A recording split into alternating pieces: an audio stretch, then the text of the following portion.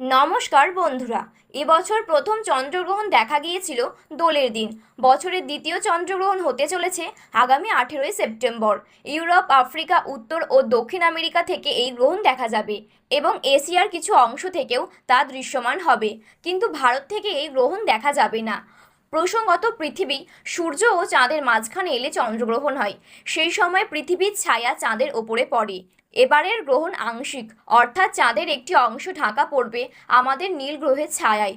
স্বাভাবিকভাবেই এই মহাজাগতিক সৌন্দর্য দেখার জন্য মুখিয়া হয়ে থাকেন সারা পৃথিবীর মহাকাশ প্রেমীরা। কিন্তু ভারতীয়দের দুর্ভাগ্য, প্রথম গ্রহণের মতো দ্বিতীয় গ্রহণটিও দেখতে পাবেন না তারা। কিন্তু কেন, জানাবো সম্পূর্ণ বিস্তারিত ভিডিওটিতে। তো বন্ধুরা, বিস্তারিতভাবে জানতে হলে অবশ্যই ভিডিওটি শেষ পর্যন্ত মনোযোগ সহকারে দেখবেন, এবং আপনি যদি চ্যানেলটিতে নতুন দর্শক হয়ে থাকেন তাহলে চ্যানেলটি সাবস্ক্রাইব করে পাশে থাকা বেল বাটনটি অল করে রেখে দেবেন পরবর্তী ভিডিওগুলো সবার আগে দেখার জন্য।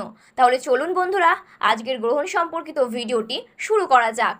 নিজের কক্ষপথে আবর্তন এবং পরিক্রমণের সময় সূর্য, চাঁদ এবং পৃথিবী যখন একই সরল রেখায় চলে আসে তখন সূর্য এবং চন্দ্রগ্রহণ হয়।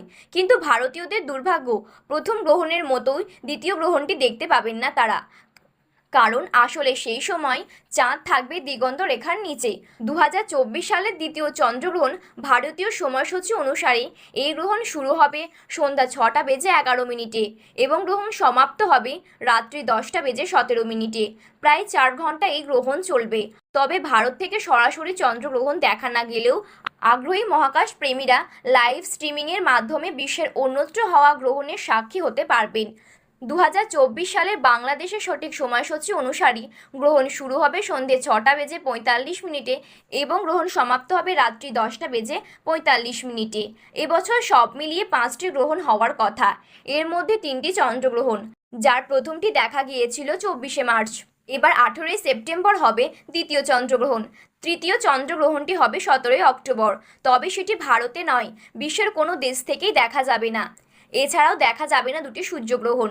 প্রথমটি দেখা গিয়েছিল 8 এপ্রিল। 2 অক্টোবর দেখা যাবে দ্বিতীয় সূর্যগ্রহণ, সেটিও দেখা যাবে না ভারত থেকে।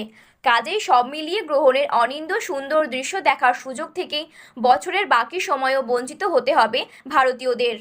তো বন্ধুরা, এই ছিল আজকের আমাদের গ্রহণ সম্পর্কিত লেটেস্ট আপডেট। ভিডিওটি ভালো লাগলে একটি লাইক করবেন, এবং আপনি যদি চ্যানেলটিতে নতুন দর্শক হয়ে থাকেন তাহলে চ্যানেলটি সাবস্ক্রাইব করে পাশে থাকা বেল বাটনটি অল করে রেখে দেবেন।